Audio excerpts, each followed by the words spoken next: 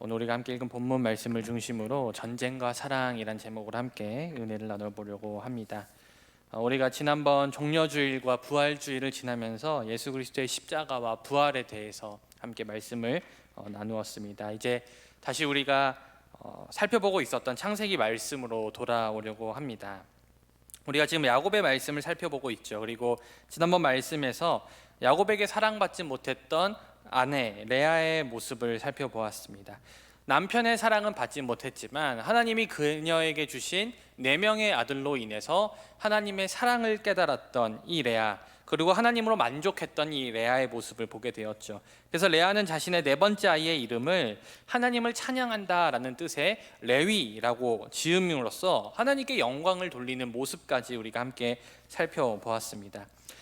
그렇게 레아가 4명의 아이를 낳고 출산이 멈추게 되었습니다. 그런데 야곱의 2번째 아내였던 라헬에게는 아직도 아이가 없었습니다. 아이를 낳은 언니를 시샘하고 아이를 낳지 못하는 자신을 비관한 라헬은 남편에게 가서 나도 아이 좀 낳게 해달라고, 아니면 죽어버리겠다라고 투정을 합니다.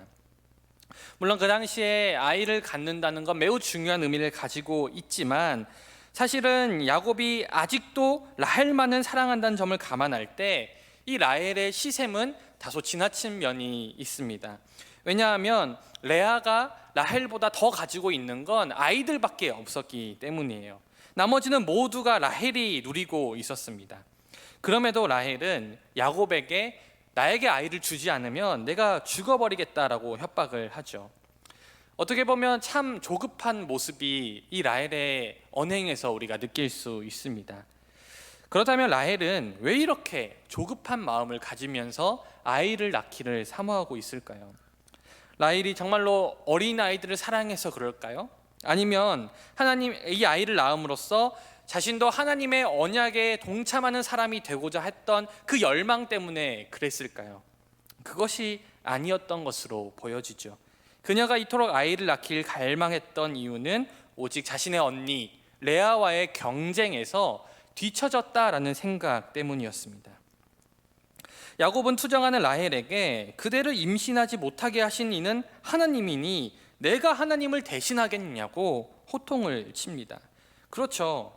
야곱의 말대로 생명이 잉태되는 것은 야곱이 마음대로 할 수 있는 일이 결코 아닙니다. 그건 하나님의 영역이죠. 그런데 경쟁에 눈이 멀어버린 라헬은 생명이 잉태되는 그 하나님의 영역까지도 침범하면서 지금 야곱에게 나에게 아이를 만들어 달라라고 말하고 있는, 잘못을 범하고 있는 그런 모습을 우리가 보게 됩니다. 사랑하는 여러분, 사람과 사람 사이에 벌어지는 전쟁, 그리고 이 경쟁은 필연적으로 조급한 마음을 우리에게 가져다 줍니다. 왜냐하면 내가 먼저 하지 않으면 다른 사람이 앞서간다라고 생각하기 때문이죠. 내가 먼저 공격하지 않으면 나는 공격받을 거라 생각하기 때문입니다. 그리고 그러한 조급한 마음은 결국에는 하나님의 영역까지 침범하게 만든다는 것이죠. 물론 우리는 삶에서 최선을 다해야 되지만 내가 최선을 다한 그것과는 나의 그 노력과는 별개로 어떠한 일에 대한 결과는 분명히 우리가 하나님께 맡겨드려야 되는 부분들입니다. 그런데 우리의 조급한 마음은 어느새 하나님의 영역까지 침범하는 것이죠. 때로는 우리가 하나님께서 주시지 않더라도 기다리며 인내하고 하나님의 때를 기다려야 될 때가 있지만 우리는 이렇게 얘기하죠. 하나님 왜 주시지 않느냐고, 하나님 왜 남들만큼 나에게 많은 것을 주시지 않느냐고, 왜 지금 주지 않느냐고, 그렇게 하나님을 탓하는 모습을 우리가 보게 된다는 것이죠. 그리고 결국에는 하나님을 기다리지 못하고 어떻게 되죠? 자신이 원하는 걸 얻기 위해서 수단과 방법을 가리지 않는 모습을 보게 되는 것이죠. 오늘 야곱의 꾸짖음에도 불구하고 하나님의 일하심을 기다리지 못했던 라헬은 대안을 강구합니다. 그게 뭐였죠? 바로 자신의 여종 빌하를 남편에게 붙여준 것입니다. 자신의 시종을 통해서 남편의 아이를 갖는 것은 물론 그 당시에 법적으로는 문제가 없는 일이었지만 분명히 하나님께서는 기뻐하지 않는 방법이라는 사실이 이미 이전에 아브라함과 그 사라의 여종 하갈의 사건에서 드러나게 되었죠.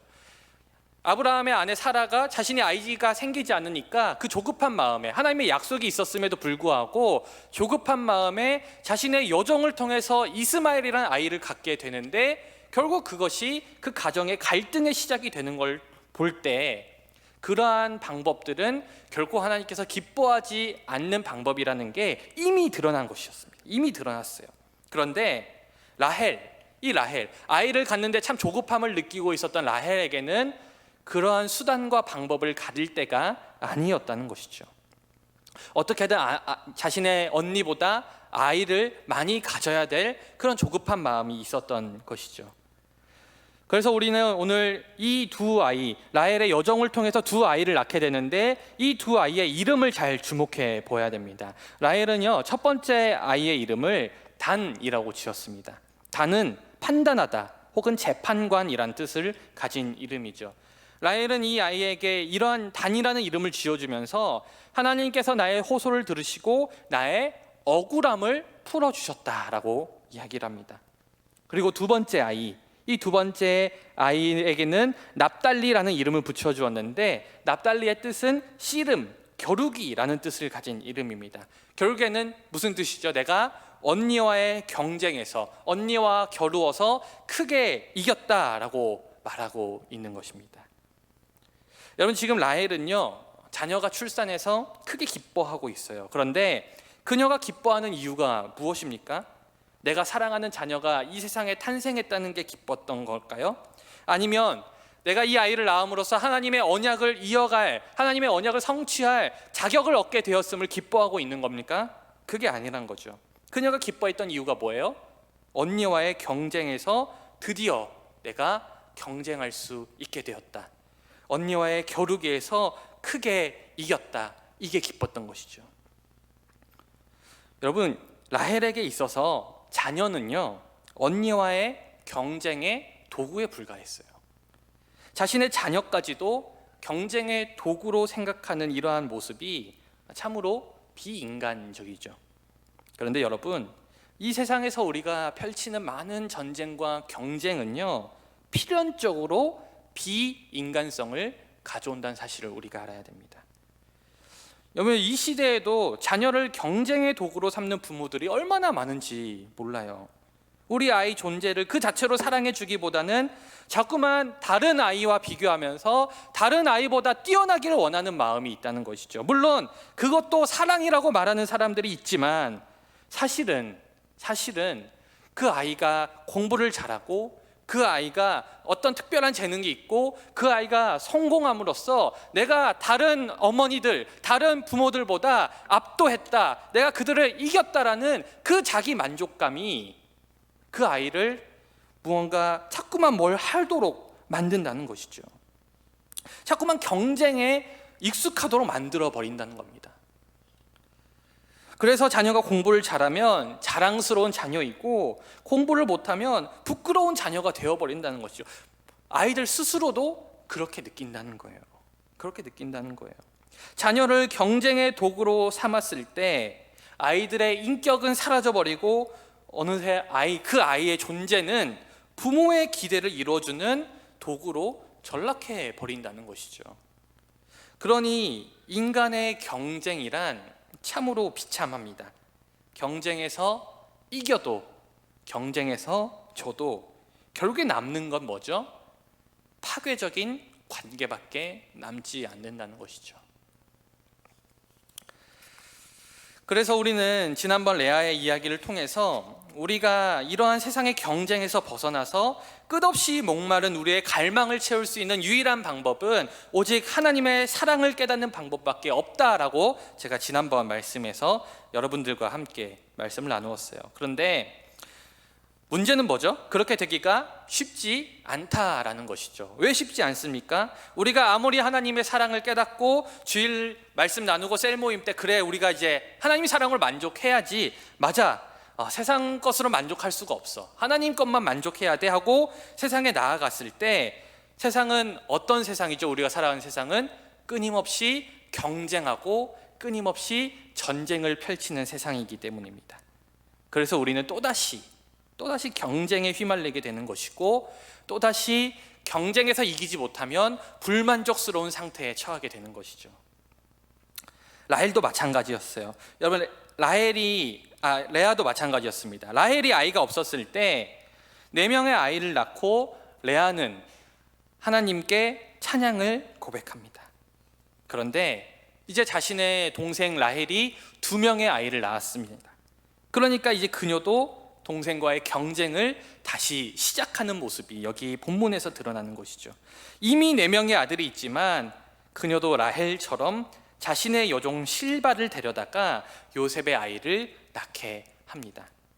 그리고 실바도 2명의 아이를 낳게 되는데 레아는 첫 번째 아들의 이름을 갓이라고 지었습니다. 이는 행운을 뜻하는 말로서 복되다라는 의미를 부여했어요. 그리고 두 번째 아들의 이름은 아셀이라고 하였습니다. 아셀은 행복이라는 뜻을 지닌 이름인데 레아는 모든 딸들이 자신을 기쁜 자라 하리로다, 자신을 부러워하리로다 라는 뜻에서 그러한 이름을 지었습니다. 그렇다면 왜 다른 어머니들이 레아를 부러워할까요? 레아가 하나님의 사랑을 받은 자라서? 아니죠. 레아는 그래서 그렇게 이름을 짓지 않았습니다. 레아는요, 동생보다 많은 자녀를 낳았기 때문에, 다른 어떤 아내들보다 많은 자녀를 낳았기 때문에, 내가 다른 어머니들의 경쟁에서 압도했기 때문에 사람들이 나를 행복한 자라 하리로다, 그런 뜻에서 이름을 지었습니다. 여러분, 유다를 낳고 하나님께 찬양을 올리던 그 레아의 모습이 온데간데 사라져 버렸죠. 다시금 경쟁에 집중하고 경쟁에서 승리했다는 사실로 인해서 정말 의기양양한 모습을 오늘 레아가 보이고 있는 것이죠. 하나님께 초점이 맞춰졌던 그녀의 시선이 다시금 세상적인 비교 조건으로 옮겨간 것을 우리가 오늘 말씀을 통해서 보게 됩니다. 그렇게 이 두 여인의 치열한 전쟁, 이 경쟁의 절정이 바로 오늘 우리가 함께 읽었던 본문 말씀 합한채 사건입니다. 레아의 첫째 아들 루우벤이 들에 나갔다가 합한채라는 걸 발견하게 돼요. 그리고 이것을 자신의 어머니 레아에게 주게 됩니다. 여기서 합한채라고 말하는 이 식물은 맨드레이크라는 식물인데, 고대에는 이 식물이 남성의 정욕을 자극하고 불임 여성의 임신을 돕는 식물로 유명했다고 합니다. 물론 그러한 성분이 진짜 있는지는 과학적으로는 밝혀지지 않았지만 아마 미신적인 것이었겠죠. 그런데 이 식물이 그런 걸로 유명했기 때문에 매우 귀한 식물이었어요. 그리고 그 귀한 것을 루우벤이 발견하게 되었고, 그리고 자신이 아직 아이를 직접 임신해 보지 못했던 라헬이 그것을 탐내게 됩니다. 아이를 간절하게 낳고 싶었던 라헬은 매우 정중하게 언니에게 합한채를 요구합니다. 하지만 레아는 합한채를 요구하는 라헬에게 이렇게 얘기해요. 내가 내 남편을 빼앗은 것이 작은 일이냐라고 말합니다. 여러분, 여기서 우리가 알 수 있는 사실이 한 가지 있는 게 뭐냐면 레아가 4명의 아들을 낳고 출산이 멈췄잖아요. 그런데 그 출산이 멈춘 이유가 어떤 레아에게 불임의 상태가 와서, 그의 신체적 변화가 와서 멈춘 게 아니었다는 사실을 우리가 알게 되는 것이죠. 바로 언니를 질투한 라헬이 레아와 잠자리를 가지지 말라고 야곱에게 요구했던 것입니다. 그러니까 결국엔 합한채를 통해서 임신하기 원했던 라헬은 어떤 거래를 펼치냐면, 내가 합한채를 얻는 대신 자신의 남편 야곱이 언니와 하룻밤 동침하게 해줄게 라는 제안을 하게 됩니다. 그리고 레아는 합한채로 야곱을 산 레아는 이렇게 얘기해요. 내게로 들어오라. 내가 내 아들의 합한채로 당신을 샀노라 라고 말합니다. 여러분, 경쟁이 비인간성을 가져온다는 사실을 우리가 여기서 다시 한번 깨닫게 되는 것이죠. 이 두 여인은요, 지금 경쟁에 눈이 멀어서 자녀들까지 경쟁의 대상으로 삼았을 뿐만 아니라 자신의 남편까지도 경쟁을 위한 도구로 만들어 버렸습니다. 이 두 여인에게 있어서 야곱은 남편이 아니에요. 지금 남편으로 보이는 게 아닙니다. 이 야곱은 아이를 주기 위한 어떤 도구에 불과하다는 거죠. 그래서 이 두 여인은 야곱을 사고 파는 일이 벌어지게 됩니다. 합한채로 막 거래가, 남편을 상대로 거래가 막 벌어지는 거죠. 서로 사랑으로 묶여 있어야 될 부부 관계까지도 경쟁이라는 이 안타까운 이 경쟁이 벌어지니까 경쟁에 이기기 위한 수단으로 변질되어 버린다는 것이죠. 하지만 이 야곱의 가정에서 벌어지고 있는 이 비인간성이 만연한 경쟁을 멈추신 분은 바로 하나님이셨습니다. 라헬은 합한채의 힘을 빌려 출산하려 했지만 아들은, 그 생명은 합한채 따위로 얻을 수 있는 게 아니었습니다. 오직 하나님께서 주시는 것이죠. 결국에는 합한채를 통해 아들을 얻어보려던 라헬의 시도는 실패하였고 오히려 레아가 영거푸 임신을 하게 됩니다. 그녀는 이사갈과 스볼론이라는 두 아들을 얻었고 디나라는 딸도 얻게 됩니다. 그리고 그녀는 두 아이의 이름을 하나님이 보상하다라는 뜻을 가진 이사갈과 존귀함 혹은 하나님의 선물을 주셨다라는 의미의 스불론으로 지음으로써 다시금 이 아이들이 경쟁의 도구가 아니라 하나님께서 허락해 주신 하나님의 귀한 선물이라는 사실을 다시금 인정하고 있는 모습을 우리가 보게 되죠. 남편에게 사랑받지 못했던 서러움을 가지고 있었던 이 레아를 위로하셨던 하나님이 또다시 아이를 주심으로써 레아를 위로하셨고, 경쟁에 눈이 멀어 있었던 레아도 다시금 하나님께서 자신에게 아이를 주셨다라는 사실을 고백하고 있는 걸 우리가 보게 되는 것이죠. 그리고 하나님께서는 레아만 사랑하신 분이 아니었습니다. 하나님께서는 라헬을 기억하셨어요. 그리고 라헬의 태를 열어주셨습니다. 그리고 그녀가 임신하여 아이를 낳는데 그가 바로 요셉이었습니다. 라헬은 아들을 가지고 싶은 마음에 합한 채로 거래를 하였지만 아마 자신의 거래의 대가로 넘겼던 이 남편과의 동침할 기회를 통해서 언니가 두 아들을 연거푸 출산하는 것을 본 뒤에는 아마 합한 채로 아이를 얻을 수 없다라는 사실을 깨달았을 겁니다. 그래서 합한 채는 더 이상 이 뒤의 이야기에서 등장하지 않습니다.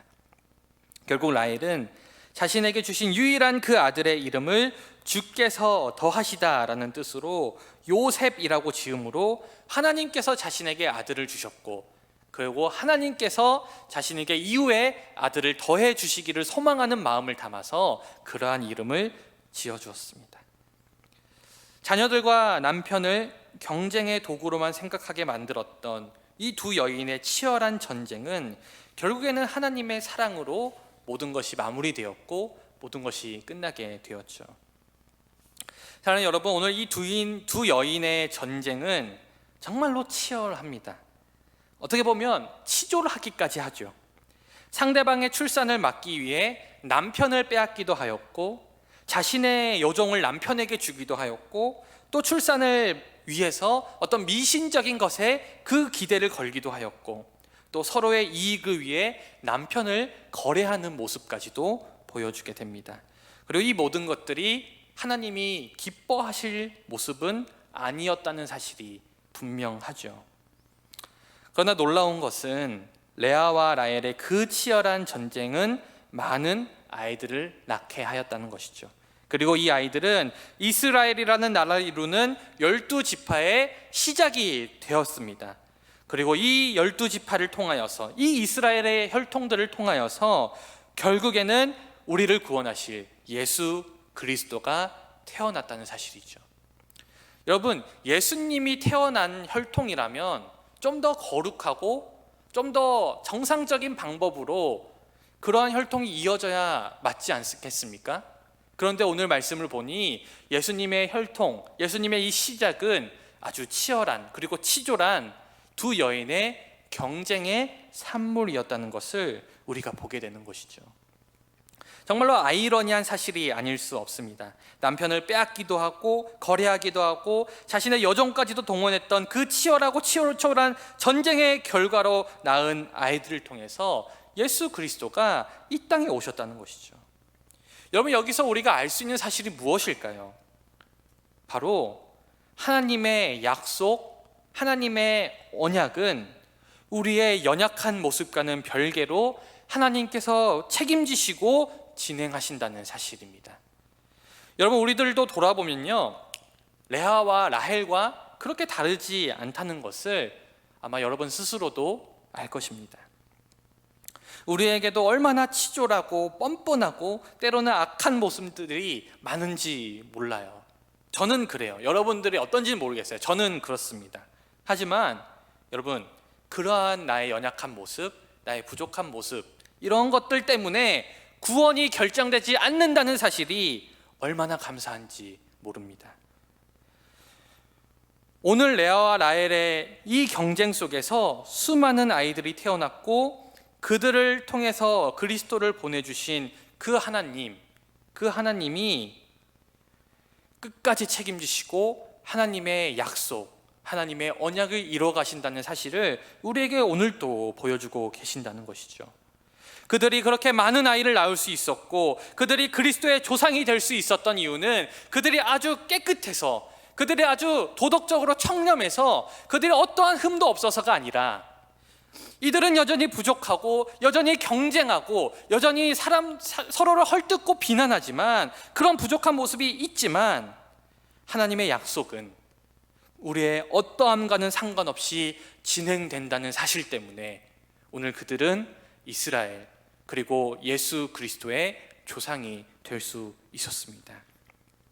여러분, 우리를 향한 하나님의 구원의 약속도 마찬가지예요. 만약 우리의 구원이 우리의 성품이나 우리의 모습으로 결정된다면 여기 구원받을 사람은 단 한 명도 없을 겁니다. 하지만 우리의 구원은요, 우리의 어떠함과 상관없이 진행되기 때문에 우리는 안전합니다. 다만 그렇다고 우리 마음대로 살 수는 없겠죠. 왜냐하면 하나님의 크신 사랑을 마주한 사람들은 자연스럽게 하나님의 뜻대로 살고자 하는 열망이 생기기 때문입니다. 안전함과 열망, 이것이 바로 하나님의 사랑이 우리에게 가져다주는 결과입니다. 여러분, 왜 우리가 하나님의 사랑 때문에 구원이 확실함에도 불구하고 마음대로 살 수 있지 않을까요?